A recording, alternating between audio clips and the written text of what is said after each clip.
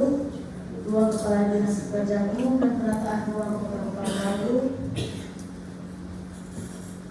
Kepala Bagian Hukum Sekretariat Daerah Kota Pekanbaru, 4 Perwakilan Balai Wilayah Sungai Sulawesi Selatan di Kota Pekanbaru, 5 Kepala Bidang Pengairan Dinas Pekerjaan Umum dan Penataan Ruang Kota Pekanbaru, 6 Kepala Bidang Sarana Prasarana dan Penyuluhan Pertanian Dinas Pertanian Kota Pekanbaru, 7 Kepala Bidang Perekonomian Sumber Daya Alam Infrastruktur dan Kewilayahan Pemerintah Kota Pekanbaru, 8 Koordinator Kelompok Jabatan Fungsional Penyuluh Pertanian Dinas Pertanian dan Perikanan Kota Pekanbaru, 9 Pejabat Fungsional Teknik Pengairan Dinas Pekerjaan Umum dan Penataan Ruang Kota Pekanbaru, 11 Ketua Sekretaris dan Perwakilan Anggota Perkumpulan Petani Pemakai Air atau P3A Daerah Irigasi Perairan Kota Pekanbaru.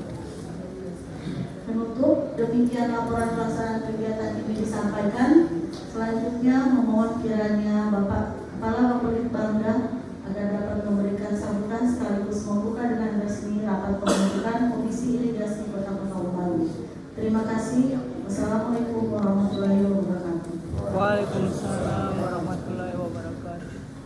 Bapak Ibu hadirin sekalian, selanjutnya marilah kita ikuti dengan seksama sambutan dan arahan dari Kepala Badan Bapelitbang Bangda Kota Pekanbaru.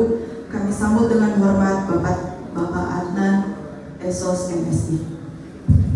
Bismillahirrahmanirrahim. Assalamualaikum warahmatullahi wabarakatuh. Waalaikumsalam.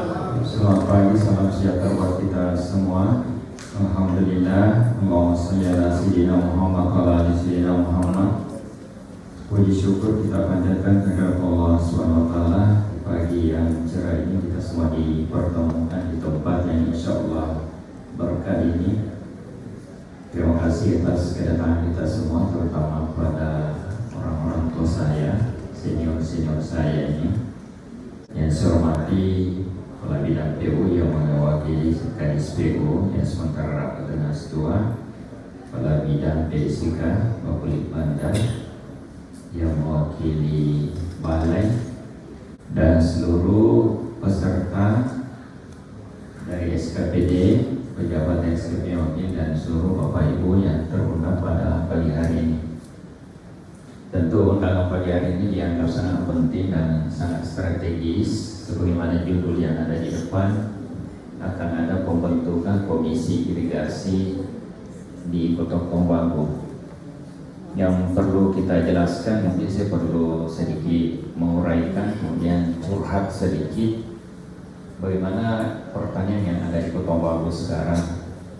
Bapak Ibu yang kami hormati, terutama orang-orang tua saya, perlu kita ketahui bersama bahwa luasan Kota Pekanbaru yang sebelumnya 68 sekarang sudah 108 km persegi.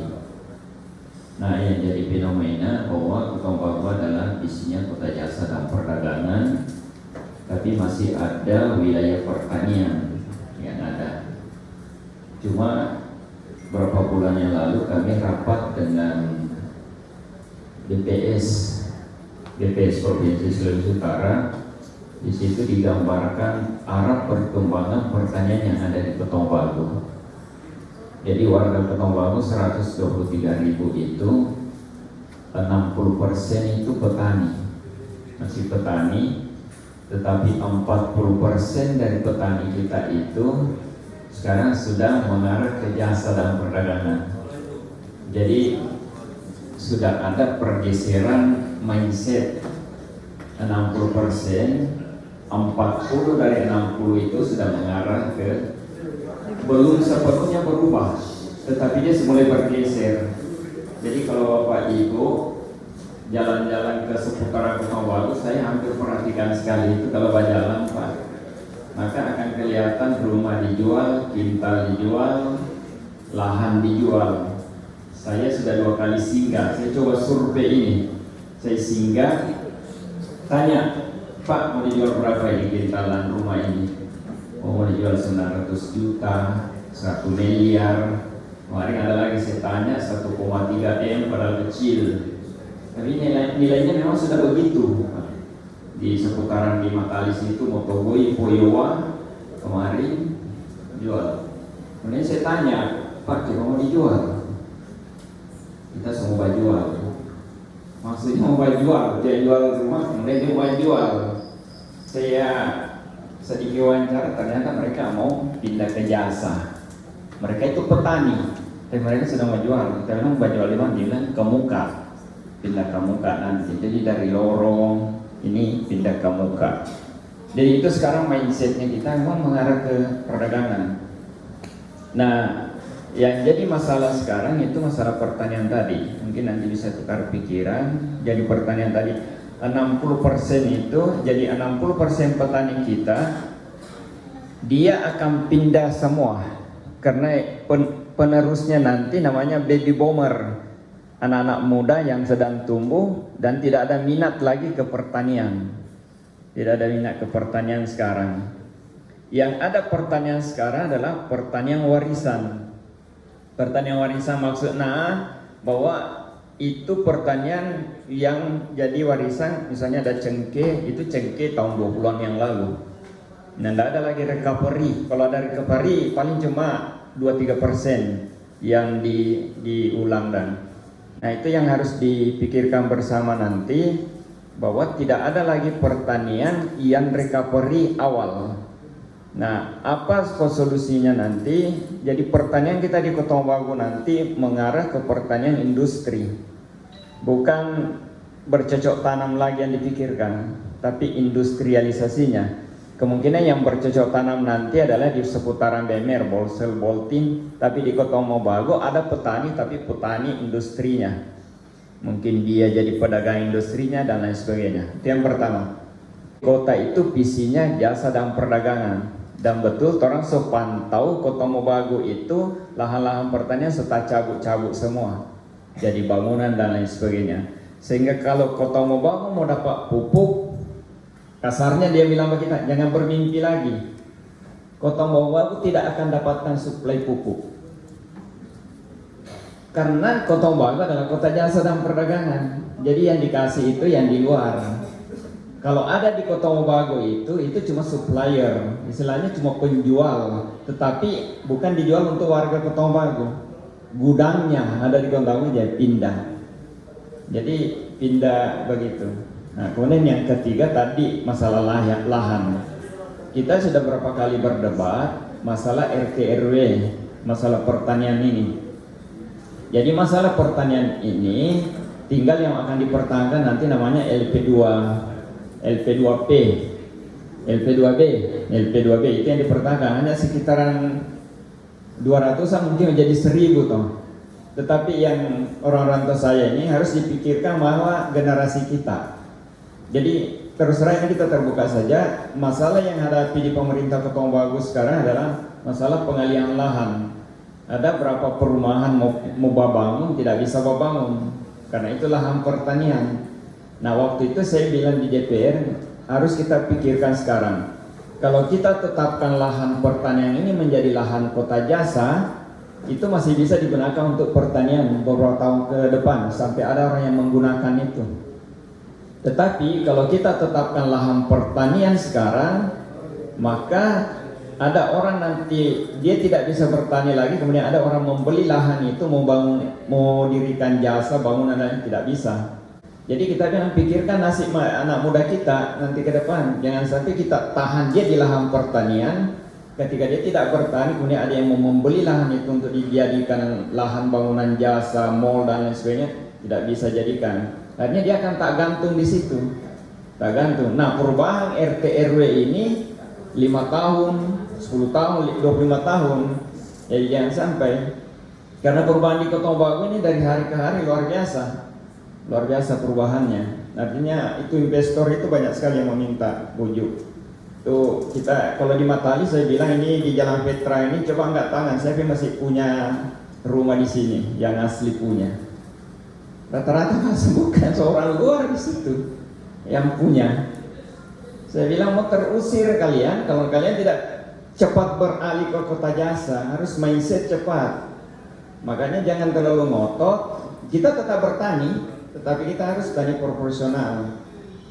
Kayaknya kesempatan orang-orang tua saya, para kepala-kepala kaum mungkin kesempatan mau baca cerita di sini. Kita akan membangun ring road. Ring road itu tuntutan, Pak. Tuntutan investor. Ring road. Kenapa? Karena overload di sini. Mau Golai, mau Lino sudah mau penuh itu. Kalau tidak bikin ring road maka tidak ada akan pelimpahan bangunan, tidak ada yang pindah-pindah lagi. Bapak tahu nggak ring road ini sejak rencanakan kemudian sudah ada koordinatnya. Kira-kira ada yang jamin nggak kalau tanah-tanah di sekitar ring road ini masih kita punya?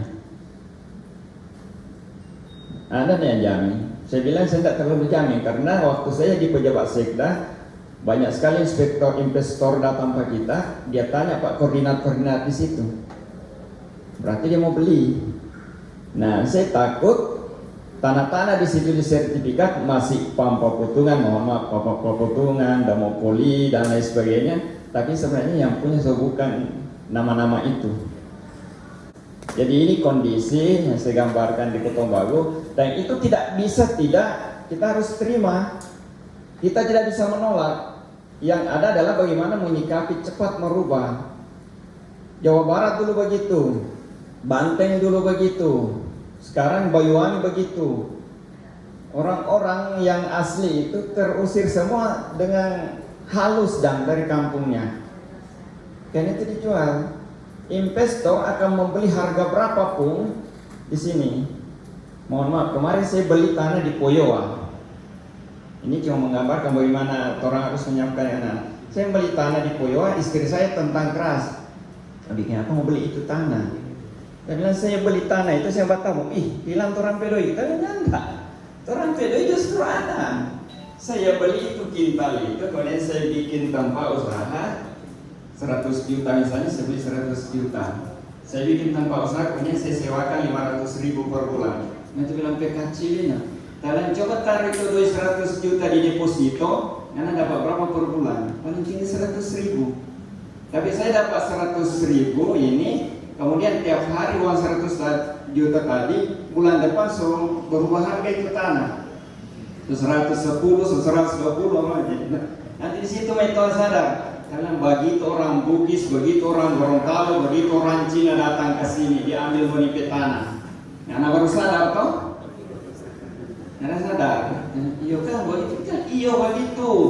Karena tahu itu rumah di muka itu, mereka rela mengeluarkan miliar untuk mendapatkan tanah karena dia tahu tahun depan sudah 2 kali lipat harganya. Nah itu kondisi kita sekarang. Nah kalau di lahan pertanian dia tidak akan berkembang secepat itu. Nah Bapak Ibu yang kami hormati, barangkali gambaran di Kutong Bagu, bagaimana cepatnya Kutong Bagu. Nah itu kondisi kita sekarang. Nah, sekarang jadi ya ini orang-orang tua saya ini kita harus cepat sosialisasikan ke anak kita untuk merubah mindset masuk jadi perdagangan. Pertanian juga bisa, pertanian yang ada sekarang adalah pertanian berdasi. Macam saya bertanam coklat, tapi cuma ya begitu-begitu, cuma hiburan, tidak sama orang-orang tua dulu. Jadi agak susah mau berkembang di situ karena kondisi kita sekarang. Nah, tetapi ini irigasi tetap, karena irigasi ini bukan cuma kebutuhan kita akan lintas sektor, Boltim, Bolsel, Boltim, Bolmo, kita dilalui oleh irigasi sehingga ini kepentingan bersama, sehingga nanti penting juga untuk irigasi ini. Nah, hari ini insya Allah kita akan membentuk, tentu nanti diharapkan orang-orang saya, Bapak Ibu memberikan masukan bagaimana model pembentukan komisi irigasi nanti tugasnya adalah mengawasi kemudian melaksanakan mungkin terlibat di dalam untuk pengaturan irigasi ini untuk kebutuhan pertanian kita. Tapi itu yang saya gambarkan tadi 10-20 tahun ke depan mungkin Kutong Bagu tidak bisa lagi terlalui. Kalau ada irigasi kita kemungkinan untuk menyangga yang ada di tetangga-tetangga, Lolayan dan lain sebagainya. Tetapi kalau anak-anak muda kita, anak-anak kita tidak mau berubah ke Kota Jasa akan tergerus nanti. Apalagi kalau kereta api dari Makassar sudah tembus kemari, maka itu daeng-daeng dari sana sudah datang kemari. Dia kuasai semua di sini lahan. Di seputaran di belakang lapangan itu Pak Ji, Ditanya ternyata seorang Bugis semua, sebeli semua di situ. Tanya siapa mau di sini semua, di lantai murah. Berapa mau dibelikan kita? 150 juta. Kita lantai murah itu. Lantai mahal sekali saja. Bagi orang murah sekali itu Pak, 150 itu. Karena di tengah kota dia bilang, dia so kekir dari atas, dia bilang luar biasa ini Kota Mobagu ini.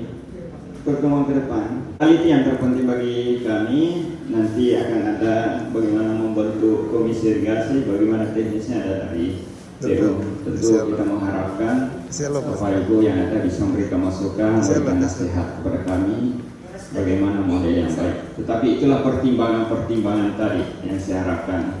Sukormanto dengan perkenan dan ridho Allah SWT atas izin Bapak Ibu semua, acara ini kita buka dengan resmi. Demikian bila bisabilillah haq. Assalamualaikum warahmatullahi wabarakatuh. Selanjutnya, kita dengarkan bersama pemaparan materi oleh Kepala Bidang Perekonomian, Sumber Daya Alam, Infrastruktur Kewilayahan, Bapelitbangda Kota Mobagu, Ibu Regina Ogane Mokominta. Kepada Ibu kami persilakan. Baik, terima kasih. Setelah dibuka oleh Bapak Bapelitbangda,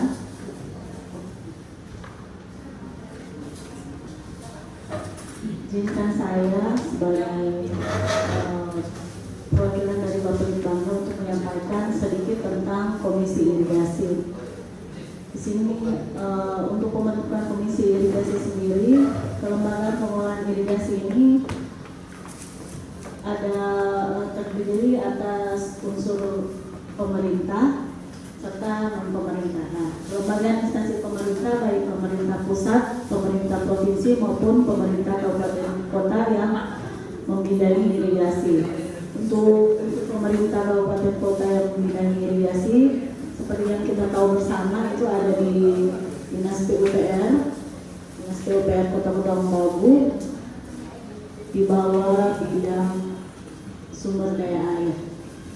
Untuk kelembagaan perkumpulan petani pemakai air ini ada 3, yaitu P3A, yaitu serta gabungan P3A dan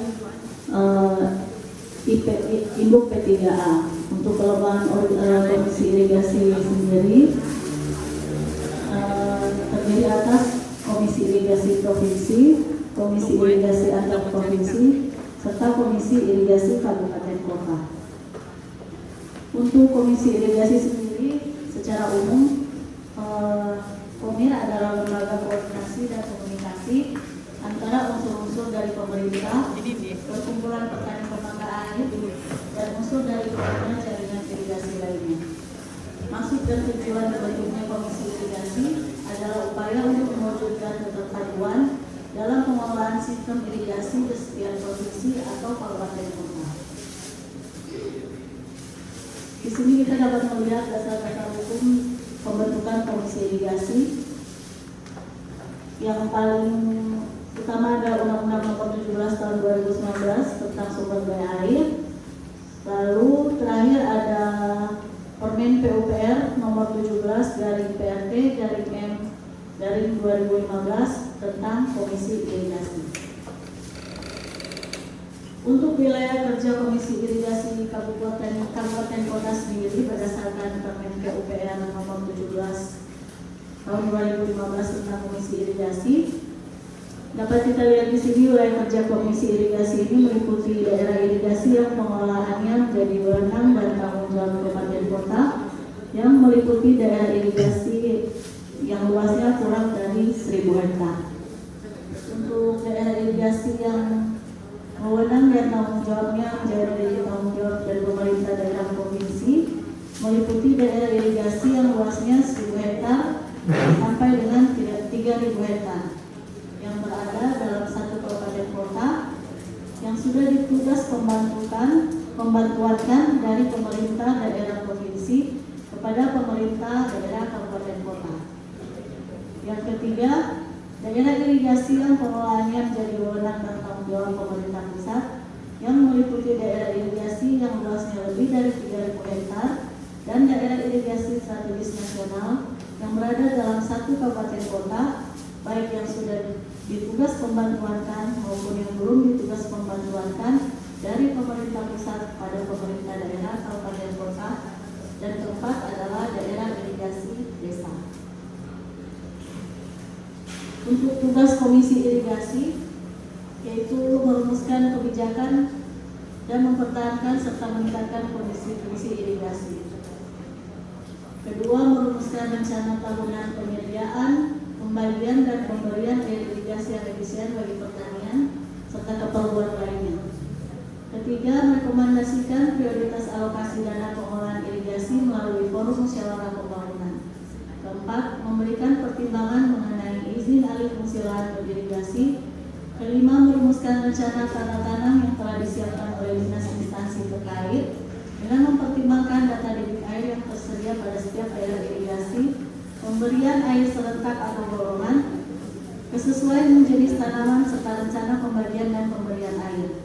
Keenam, merumuskan rencana pemeliharaan dan rehab jaringan irigasi yang meliputi prioritas pemberian dana, pemeliharaan dan rehabilitasi. Ketujuh, memberikan masukan dalam rangka evaluasi pengolahan aset irigasi. 8, memberikan pertimbangan masukan atas pemberian izin alokasi air. Kesembilan, memberikan masukan atas penetapan hak guna pakai air untuk irigasi serta hak guna usaha untuk irigasi kepada badan usaha badan sosial maupun perseorangan. Kesepuluh, membahas dan memberi pertimbangan dalam mengatasi permasalahan daerah irigasi akibat kekeringan, kebanjiran dan akibat bencana alam lainnya. 11, memberikan masukan dan pertimbangan dalam proses penetapan peraturan daerah tentang irigasi. Ke-12, memberikan masukan dan pertimbangan dalam upaya menjaga keandalan dan keberlanjutan sistem irigasi, serta melaporkan hasil kegiatan kepada gubernur atau bupati wali kota mengenai program dan progres masukan yang diperoleh serta melaporkan kegiatan yang dilakukan selama 1 tahun. Untuk keanggotaan Komisi Irigasi sendiri terdiri atas 2 unsur, yaitu unsur pemerintah dan unsur non-pemerintah yang terbagi atas petani pemakai air, kedua pengguna jaringan irigasi lainnya. Sekian dan terima kasih. Untuk teknisnya, sebelumnya memang Bapak Ibu sudah diundang oleh Dinas PUPR untuk pembentukan P3A. Menurut informasi dari Dinas PUPR bahwa P3A sudah terbentuk sebanyak 13 berdasarkan daerah irigasi kewenangan kabupaten kota. Untuk tahapan selanjutnya nanti kita di sini akan ada pembahasan untuk pembentukan penyusunan SK pembentukan Komisi Irigasi, tapi sebelumnya akan ada pemaparan dari Kepala Bidang Sumber Daya Air Dinas PUPR Kota Kota Baru. Pada Bapak Kepala Bidang kami persilakan.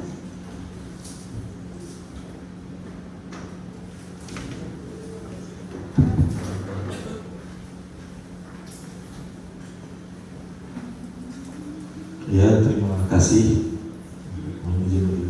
Terima kasih. Mohon izin Pak Kaban, Pak Budak, Bapak-bapak tokoh masyarakat yang mewakili yang sudah termasuk ketua kelompok P3A dari 13 DI. Ya, terima kasih. Mungkin ini Pak Kaban dari kami dari Dinas Pekerjaan Umum. Beberapa waktu lalu, Ibu Kadip, beberapa waktu lalu sudah membentuk kelompok-kelompok pengguna air P3A di tiap-tiap daerah irigasi yang masuk dalam kewenangan Kota Kota Baru, yang sudah terundang dari Bapak Ibu Ketua Kelompok Pengguna Air. Jadi mungkin sekedar informasi saja. Ya.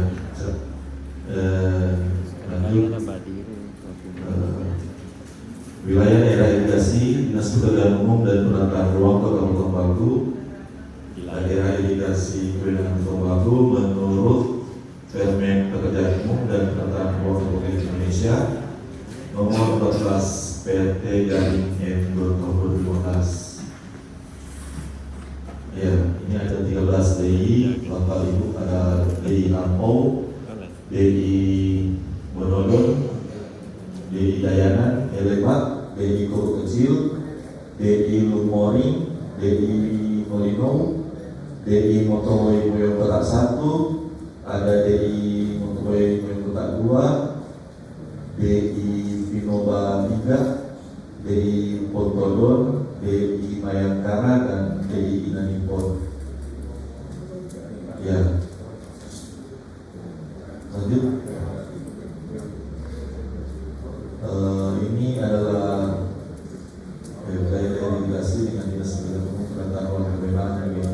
Ini juga sudah ada Bapak Ibu, ada rinciannya, ada data dengan rinciannya terkait dengan luasan wilayah dan panjang serta daerah yang melintasi.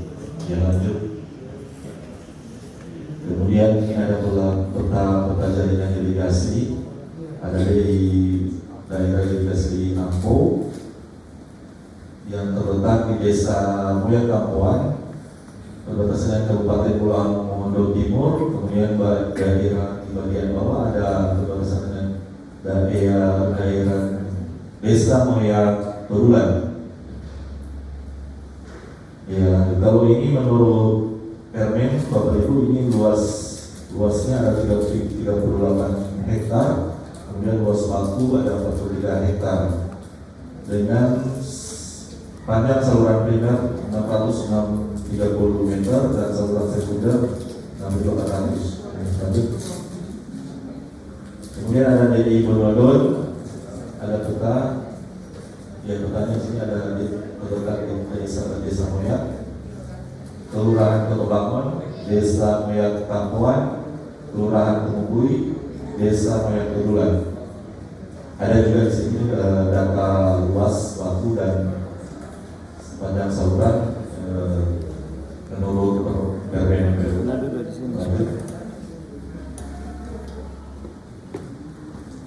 Kemudian di Dayanan yang terletak di Kelurahan Begulang, Kelurahan Kupai, Kelurahan Gogagoman, Kelurahan Biga, dan Kelurahan Kotong Batu. Ada juga di sini tersedia juga data terkait luas dan luas baku dan panjang saluran. Kemudian DI Elebak yang terletak di Desa Pontodon Timur, Desa Bilalang 2, Desa Pontodon, Desa Kelurahan Upai, Kelurahan Upai, Kelurahan Biga. Lanjut. Kemudian DI Inanipon, ada juga petanya yang terletak di Kelurahan Upai dan Kelurahan Biga. Ya.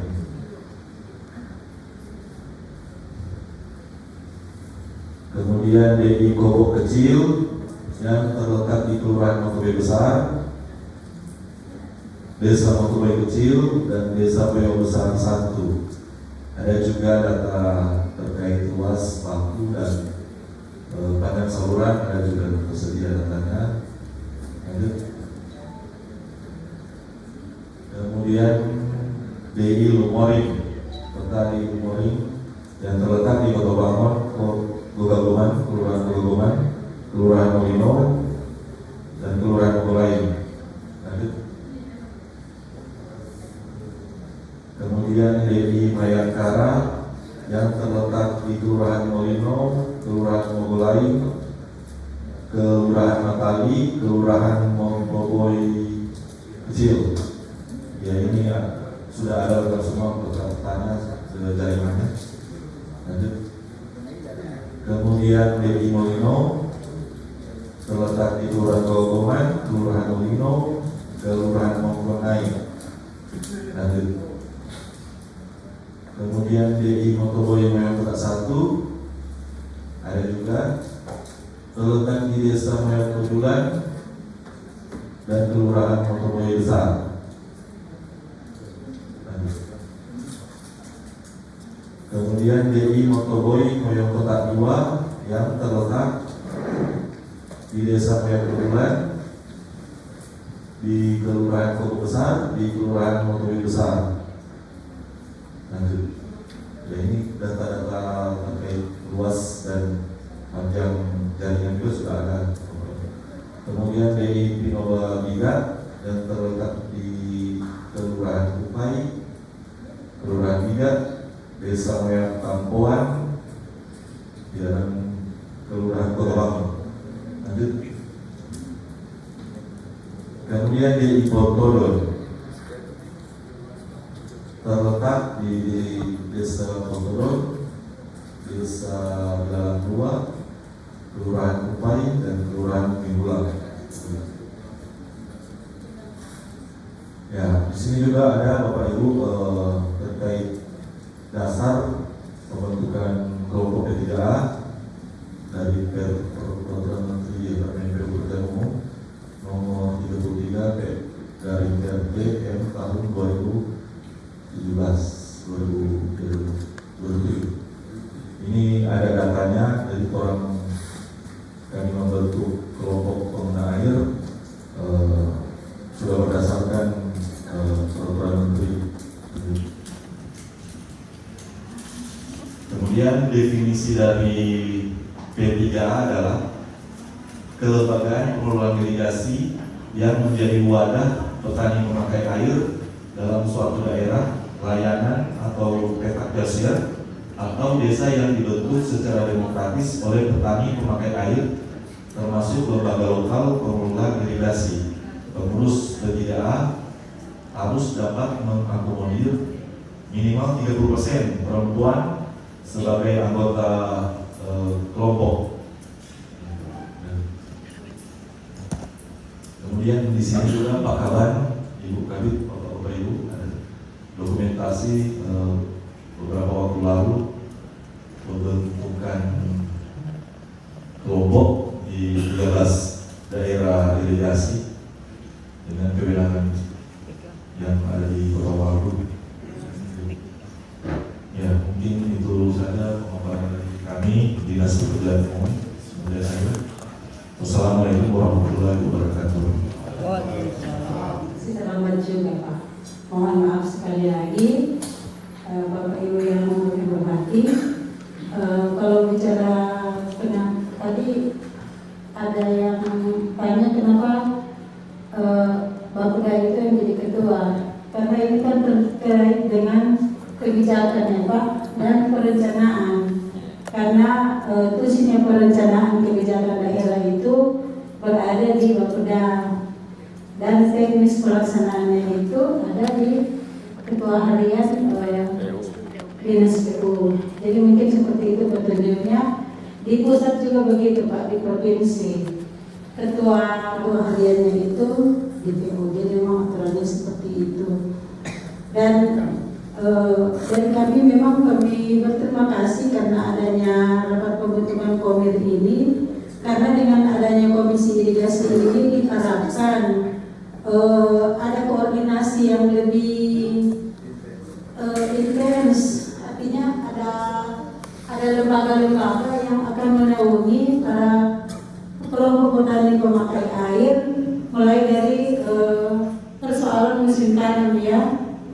Nah, jadi dengan demikian diharapkan mungkin masalah-masalah yang dihadapi tadi, masalah pupuk, masalah air, dengan adanya komisi irigasi, dengan adanya kebijakan, diharapkan masalah itu akan lebih sedikit ya, bukan berarti masalahnya selesai. Karena apapun yang kita perbuat memang jika ini ada timbul masalah baru.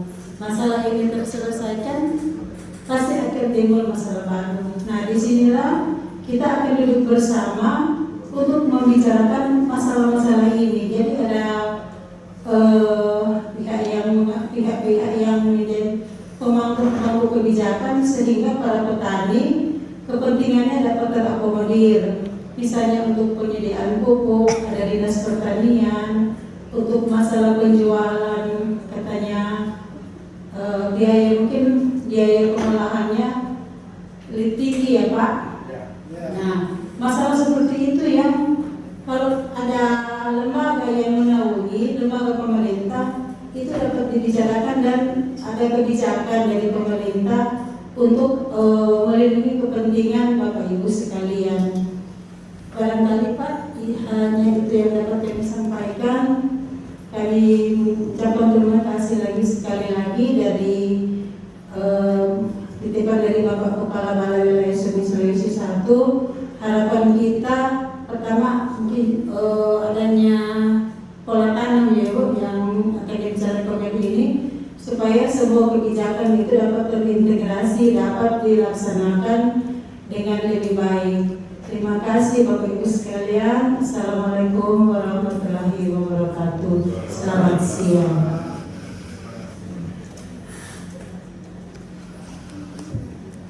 Baik, terima kasih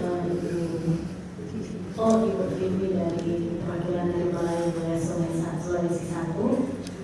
Seperti yang sudah dijelaskan oleh Bapak Kaban Bapak Bangda serta Ibu Vivi dari Balai Wilayah Sulawesi 1 bahwa tugas Komisi Delegasi di sini untuk penyusunan ini kita menyusun ini agar supaya antara unsur pemerintah dan unsur dari P3A, IP3A dan DP3A itu mempunyai wadah untuk saling berkoordinasi, mencari penyelesaian, mencari solusi dari permasalahan-permasalahan yang dihadapi oleh para petani yang ada di wilayah Kota Mobagu.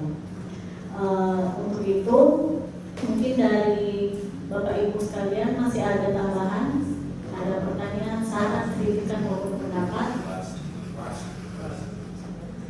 Seperti yang sudah kita lihat di sini, untuk SK sudah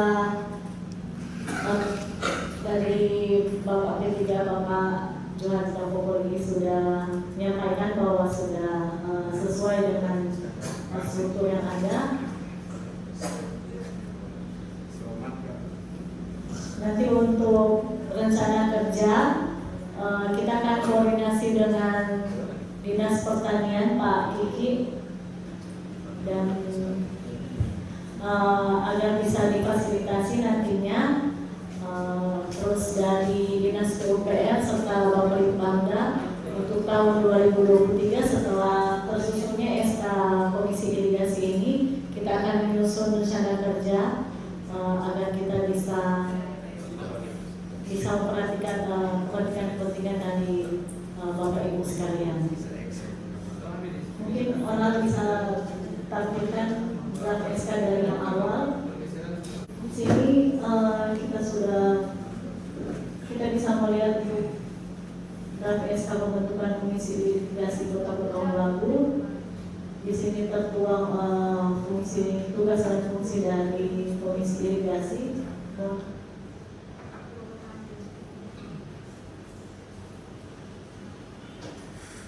Untuk kursi sendiri, seperti yang sudah saya sampaikan pada paparan yang pertama tadi, di sini juga ada kewenangan serta tanggung jawab dari Komisi Delegasi Kota Mobagu, wilayah kerja serta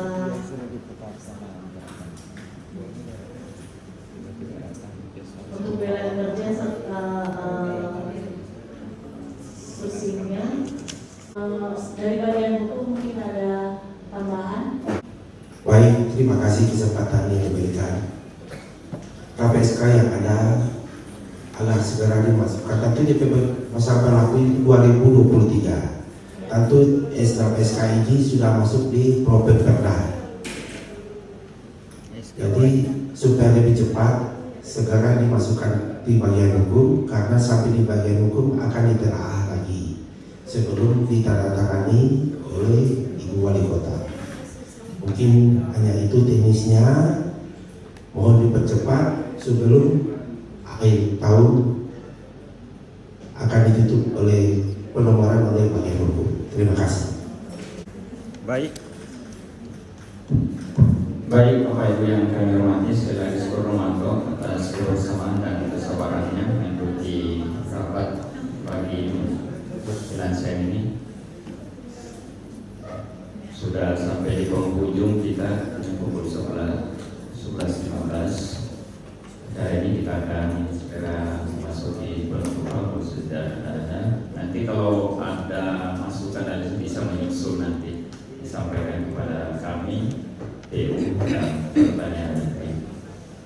setelah kita tutup ini kami mohon untuk menunggu sejenak karena mau ditandatangani berita acara untuk rapat ini. Barangkali demikian. Saudara Manto dari Ibu Kepala Balai, mohon maaf sudah menunda jauh-jauh ini. Saudara Manto kepada Bapak Ibu yang kami hormati, dengan ucapan alhamdulillahirabbil alamin, rapat pembentukan Komisi Air Kota Baru ditutup dan berakhir sampai di sini. Demikian syukur Romanto billahi sabilillah.